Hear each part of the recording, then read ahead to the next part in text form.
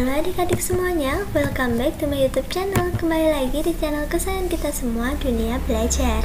Seperti di judul dan di timeline-nya, hari ini kita akan membahas soal dan jawaban belajar di TVRI untuk kelas 5 dan kelas 6 SD hari Jumat 9 April 2021.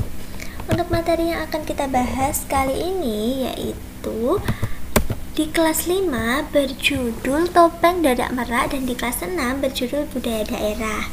Untuk materi hari ini sudah kakak sesuaikan dengan tayangan yang ada di TVRI adik-adik, jadi kalian tidak perlu khawatir.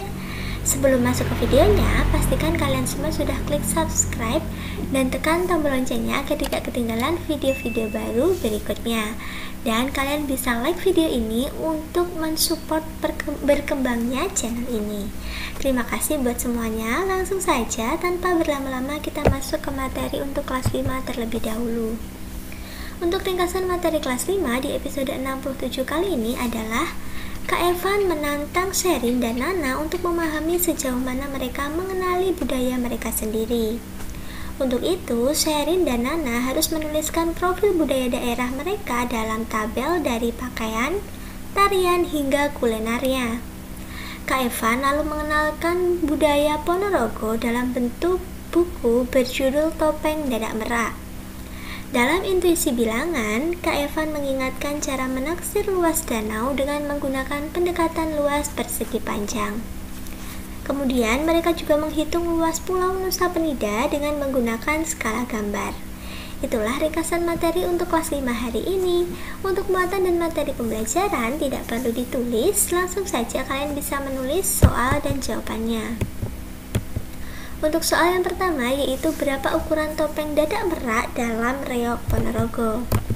Jawabannya, dadak merak berukuran panjang sekitar 2/4 atau 2,25 meter dengan lebar sekitar 2,30 meter dan beratnya hampir 50 kg. Jadi berat sekali ya adik-adik itu topeng dadak meraknya. Nah, jadi kita harus bangga memiliki budaya tersebut, kita harus mengenalinya. Kalau bisa kita juga mempelajarinya. Apakah ada nih yang dari Ponorogo? Bisa komen di kolom komentar ya. Yang kedua yaitu mengapa Indonesia dikatakan kaya akan keberagaman? Jawabannya, karena Indonesia terdiri dari berbagai suku, bangsa, dan agama.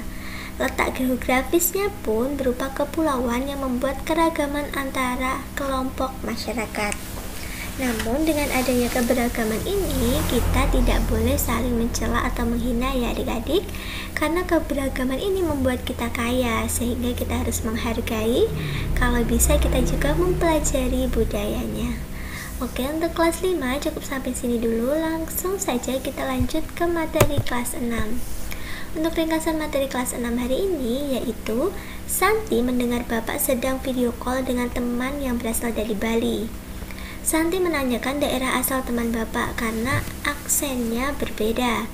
Santi pun bercerita bahwa teman-temannya berasal dari beragam suku dan agama. Kemudian ia teringat harus membuat poster profil budaya daerah. Santi pun menyiapkan informasi yang diperlukan seperti rumah adat, tarian, makanan khas, hingga tempat bersejarah. Bapak mengaku terkesan dengan lomba karapan sapi yang merupakan tradisi masyarakat Madura. Beliau lalu mengajak Santi menghitung kecepatan lari sapi dan lomba tahun beberapa yang memiliki sapi tercepat. Itulah ringkasan materi untuk kelas 6 hari ini. Untuk muatan dan materi pembelajaran tidak perlu ditulis. Untuk soal dan jawaban yang pertama yaitu sebutkan rumah adat beserta daerah asalnya. Jawabannya yang pertama ada rumah adat Kerong Bade atau Rumuh Aceh yang berasal dari Nanggro Aceh, Darussalam. Yang kedua ada rumah adat Bolon dari Sumatera Utara. Yang ketiga ada rumah adat Gadang dari Sumatera Barat. Yang keempat ada rumah adat Melayu Selaso Jatuh Kembar dari Riau atau Kepulauan Riau. Nah, itulah beberapa contoh rumah adat beserta daerah asalnya. Kalau kalian berasal dari mana adik-adik dan rumah adatnya apa, bisa tulis di kolom komentar ya supaya kita bisa sama-sama belajar. Lanjut ke soal yang kedua. Sebutkan monumen bersejarah beserta daerah asalnya. Yang pertama ada Tugu Proklamasi yang ada di kota Jakarta. Yang kedua ada Tugu Pahlawan di Surabaya. Yang ketiga ada Monumen Palaga Ambarawa yang ada di Semarang. Yang keempat, ini terkenal juga, ada Monumen Bandung Lautan Api di Bandung. Dan yang kelima ada Monjali, Monumen Jogja Kembali yang ada di Yogyakarta. Nah, itulah beberapa monumen bersejarah beserta daerah asalnya. Semoga kita semakin menghargai jasa para pahlawan dan kita bisa menghargai sejarahnya pula dan bisa belajar dari sejarah.